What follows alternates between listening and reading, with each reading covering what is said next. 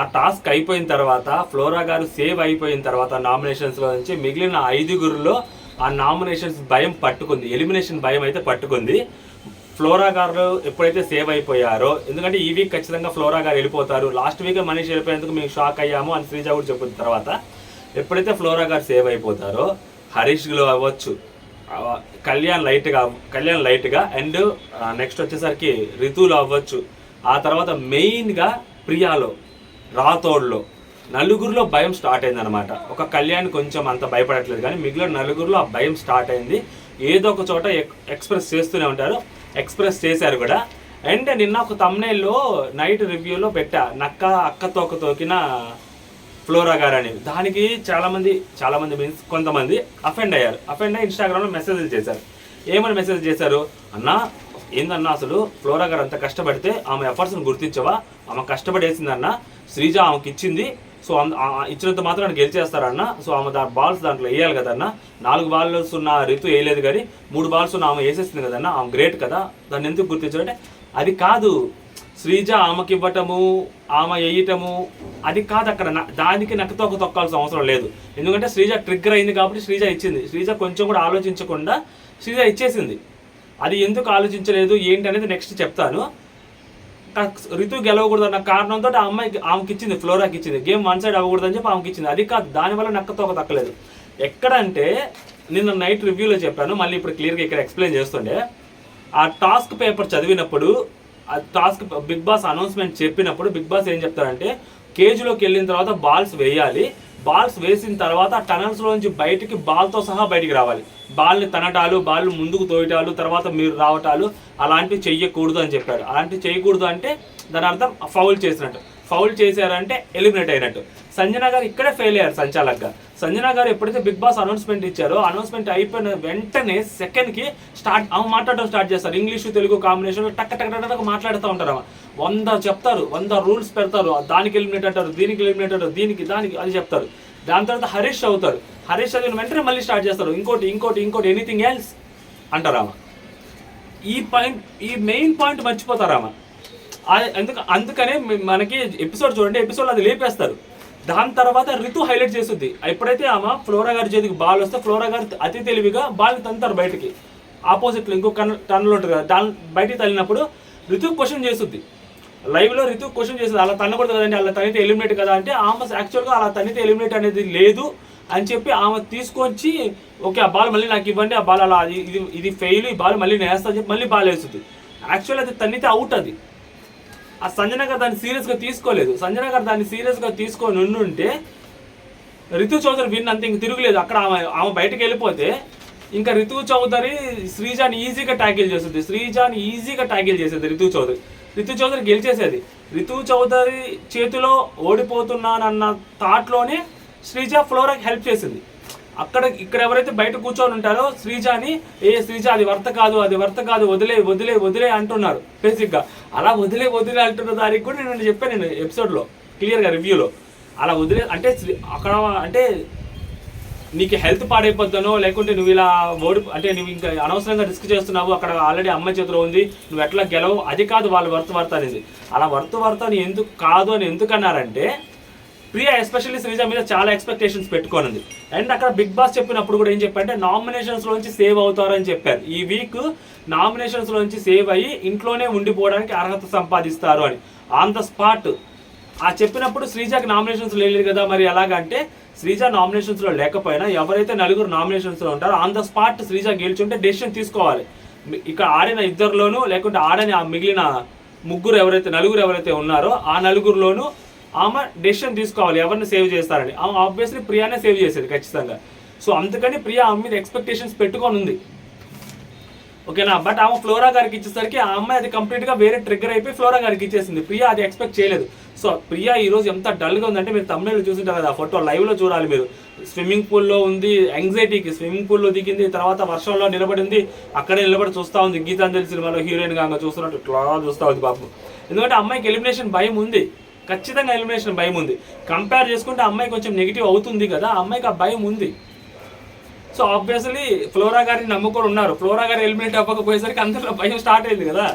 అందుకనే కళ్యాణ్ యాక్చువల్గా చెప్తాడు, పవన్ వాళ్ళు చెప్తాడు, మీరు యాక్చువల్గా నేను అలా ఇవ్వకుండా ఉండాల్సింది, నువ్వు ఫ్లోరాకి ఇవ్వటం వల్ల ఉపయోగం లేదు కదా, సో మేము వర్తక అప్పటికి అంటున్నాం కదా, ప్రియాకి యాక్చువల్గా డేంజర్ జోన్లో ఉంది కదా, ప్రియాకి చాలా ప్రాబ్లం కదా అని. అంటే ప్రియా రిస్క్లో ఉందని చెప్పి వీళ్ళందరూ నమ్ముతున్నారు. సో నువ్వు ప్రియాకి ఇస్తావు అని అనుకుంటాము, నువ్వు గెలిచి అంటే. సో శ్రీజ ఇమాన్యుల్తో మాట్లాడుతూ ఉంటుంది. తర్వాత శ్రీజ వర్షన్ అక్కడ చెప్పుద్ది. అక్కడేమంటుంది అంటే శ్రీజ ఇమాన్యుల్తో నువ్వు బాగా ఆడావు, ఇమాన్యుల్ నువ్వు బాగా ఆడావు, అది ఏం ప్రాబ్లం లేదు, బాగా ఆడావు అంటే శ్రీజ చెప్తుంటుంది, అంటే ఎవరికొకరికి ఇచ్చేయాలి కదా నేను బాలు, సో అంటే నేను అట్లా గెలవలేను కదా, సో అందుకని ఎవరికొకరికి ఇచ్చేయాలి కదా, సో నేను ఎవరినైనా సేవ్ చేయాలి కదా, సో ఎట్లయినా సేవ్ చేయాలి కదా, నేను నామినేషన్స్ లేను కదా, సో అందుకని ఫ్లోరా గారికి ఇచ్చేసాను అంటది. సో ఇది ప్రాబ్లం యాక్చువల్గా శ్రీజాలోది. ఇది నేనేమంటా అంటే ఇది బట్టర్ పూసే మాట, కవరింగ్ మాట. ఇది బేసిక్గా నువ్వు అక్కడ ట్రిగ్గర్ అయ్యావు, నువ్వు కొంచెం తెలివిగా గేమ్ ఆడుంటే, నువ్వు అక్కడ ఎఫర్ట్ పెట్టునుంటే తెలివిగా, లేకుంటే నువ్వు వదిలేసి ఉండాల్సింది. గెలిస్తే రితు గెలిచి ఉండేది, రితుకి వదిలేసి ఉండాల్సింది. ఎందుకంటే నామినేషన్స్లో నుంచి సేవ్ అవుతారు అని చెప్పాడు బిగ్ బాస్. సో ఇప్పుడు నువ్వు ఫ్లోరాకి ఇవ్వటం వల్ల ఫ్లోరాకి కూడా గెలిచే ఛాన్స్ వచ్చింది కదా, ఫ్లోరాకి కూడా గెలిచే ఛాన్స్ నువ్వే ఇచ్చావు. ఫ్లోరా గెలిచేసింది, ఫ్లోరా సేవ్ అయిపోయింది. ఫ్లోరా సేవ్ అవటం వల్ల ఏం జరిగింది, ఎవరైతే కామనర్స్లో ఉన్నారో వాళ్ళకి హై రిస్క్ పెరిగింది. కళ్యాణ్ కావచ్చు, హరీష్ కావచ్చు, ప్రియాకి more than risk.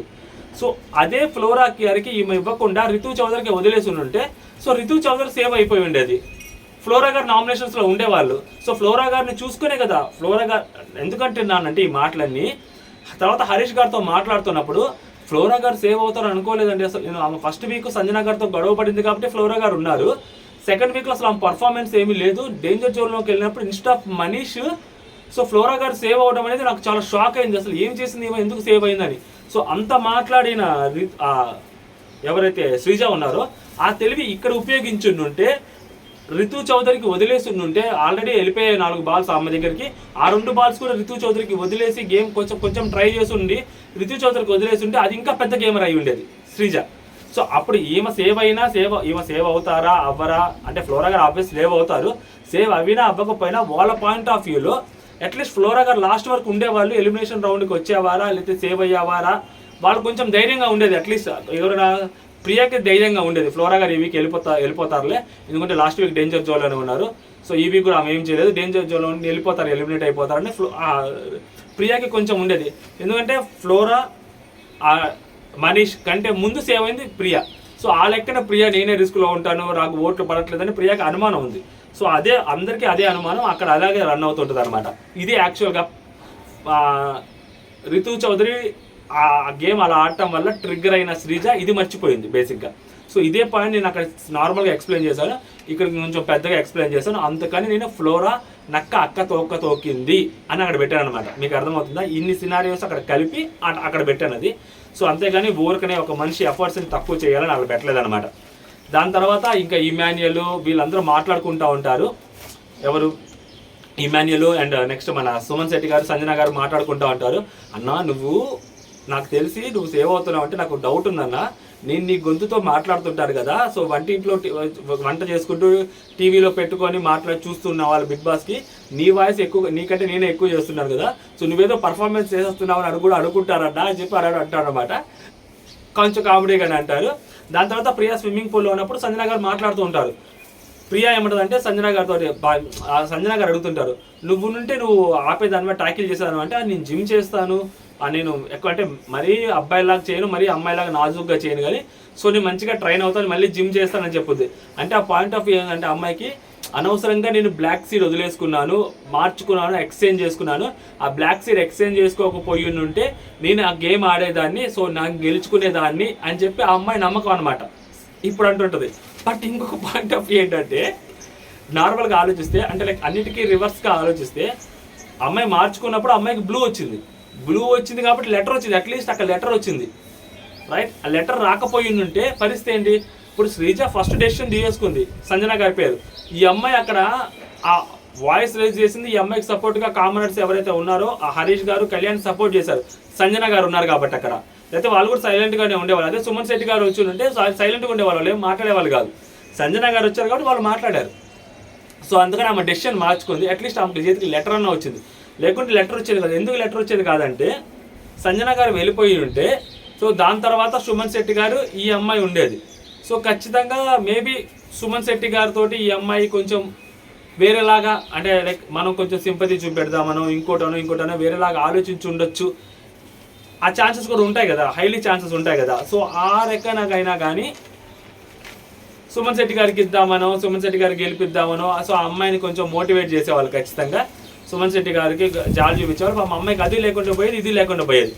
But నేనేమనుకుంటున్నానంటే Sreeja కంటే కొంచెం రితు చౌదరిని ట్యాకిల్ చేయడానికి ప్రియా బెటర్. సో ఆ అమ్మాయి కొంచెం ఆ బాడీ అవ్వచ్చు, సో రితు చౌదరిని కొంచెం ట్యాకిల్ చేసి ఉండేదేమో. బట్ అన్ఫార్చునేట్లీ అమ్మాయి మిస్ చేసుకుంది. కాకపోతే శ్రీజ మీద ఎక్స్పెక్టేషన్స్ పెట్టుకొని ఉంది, ఖచ్చితంగా నన్నే సేవ్ చేస్తుంది నామినేషన్స్లో నుంచి. అదేమి నన్ను ఏమంటారు, ఎవిక్షన్ ఫ్రీ పాస్ కాదు కదా. సో ఎలిమినేషన్ రౌండ్లోకి వెళ్ళిన తర్వాత అక్కడ చెప్పడానికి జస్ట్ నామినేషన్స్ నుంచి సేవ్ అవుతారని బిగ్ బాస్ నోట్లోంచి క్లియర్గా వచ్చింది. సో శ్రీజకి అప్పటికప్పుడే చెప్పాల్సింది, ప్రియా పేరు చెప్పేది. శ్రీజ అందుకనే గట్టిగా ట్రై చేస్తుంది. బట్ శ్రీజ ఇలా ఆలోచించుంటే, నేను ఏదైతే చెప్పానో ఆ రకంగా ఆలోచించి ఉండుంటే ప్రియా కొంచెం సేఫ్, అంటే ఎలిమినేషన్ అయ్యేదాకా అట్లీస్ట్ ఆ వీకెండ్ ఎపిసోడ్ అయ్యే వరకు కొంచెం ప్రియాలో కొంచెం ఆ కాన్ఫిడెన్స్ ఉండేది. కంప్లీట్గా ఎప్పుడైతే ఫ్లోరా గారు సేవ్ అయిపోయారో ఆ కాన్ఫిడెన్స్ ప్రియాలో చచ్చిపోయింది, కంప్లీట్గా చచ్చిపోయింది. ఈ కామనర్స్ ఎవరైతే ఎంటర్ అయ్యి ఉంటారో ఆ ఎంటర్ అయినప్పుడు ఇంకా చచ్చిపోయి ఉంటుంది ప్రియాకి. వీళ్ళు పంపించారంటే మళ్ళీ కామనర్స్లో నుంచే బయటికి ఎలిమినేషన్ ఉంటుందా ఖచ్చితంగా, లేకుంటే కామనర్స్ని లోపలికి పంపించారా అని ప్రియాకి మళ్ళీ అర్థమవుతుంది. ప్రియాకి ఇంకా మళ్ళీ డల్ అయిపోద్ది, ప్రియా ఖచ్చితంగా డల్ అయిపోద్ది. ప్రియా మాస్క్ మ్యాన్ కూడా నేను ఎలిమినేట్ అయిపోతే నా ఈ బాటిల్ నాకు ఎందుకు కావాలి, ఈ బాటిల్ నాకు పంపించంటున్నాడు మాస్క్ మ్యాన్. రాము రాథోడ్ నాకు ఎందుకు ఎలిమినేట్ అయిపోతానని ఈ వీక్ నాకే అర్థం కావట్లేదు అని చెప్పి రాము రాథోడ్ అంటాడు. వీళ్ళందరూ మాట్లాడుతుంటారు, ఎందుకు ఫ్లోరా గారు సేవ్ అయ్యారు కాబట్టి. మామూలుగా లేదనమాట అసలు డిస్కషన్ నైట్ అంతా ఇదే ఇమ్యూనిటీ మీద డిస్కషన్ జరుగుతుంది అనమాట. అంతకన్నా పెద్ద డిస్కషన్స్ అక్కడ ఏమీ లేవు. బట్ సంజన గారు సంచాలకంగా ఫెయిల్ అయ్యారని నాకు అనిపించింది. సంజన గారు ఫెయిల్ అయ్యారు ఖచ్చితంగా, there is no doubt in that. అది లాంగ్వేజ్ ఇష్యూ ఇంకోట XYZ మనకు సంబంధం లేదు. బట్ సంజన గారు అయితే సంచాలకంగా ఫెయిల్ అయ్యారు. శ్రీజ ఇలా ఆలోచించుంటే కొంచెం బూస్టప్ ఉండేది ప్రియాకి అని నాకు అనిపిస్తూ ఉంది. ఫ్లోరా కానీ రిస్క్లో అలాగే పెట్టుండాల్సింది. వాళ్ళ శ్రీజ పాయింట్ ఆఫ్ వ్యూలో అయినా కానీ ఫ్లోరా రిస్క్లో ఉండేది కదా. బయట మనకి తెలిసి ఏం జరుగుతుందో, లోపల తెలియదు కదా. డేంజర్ జోన్లోకి వెళ్ళొచ్చింది ఫ్లోరా. సో అలాంటప్పుడు ఫ్లోరా నామినేషన్స్లో అలాగే ఉంటే as per their game Bigg Boss హౌస్లో చూసిన దాని ప్రకారం వాళ్ళ ఫ్రెండ్స్ కొంచెం సేఫ్ జోన్లో ఉండేవాళ్ళేమో నాకు అనిపించింది. అలా కాకుండా కొంచెం ట్రిగ్గర్ అయిపోయింది. రితు చౌదరి అలా చేసేసరికి ట్రిగ్గర్ అయిపోయింది. సో ట్రిగ్గర్ అయ్యి గేమ్ని కంప్లీట్గా మార్చేసి ఫ్రెండ్స్ని తీసుకెళ్లి రిస్క్ జోన్లో పెట్టింది అని నాకు అనిపిస్తుంది అనమాట. సో మీకేమనిపిస్తుంది మీరు కామెంట్ చేయండి. అంటే జై హింద్.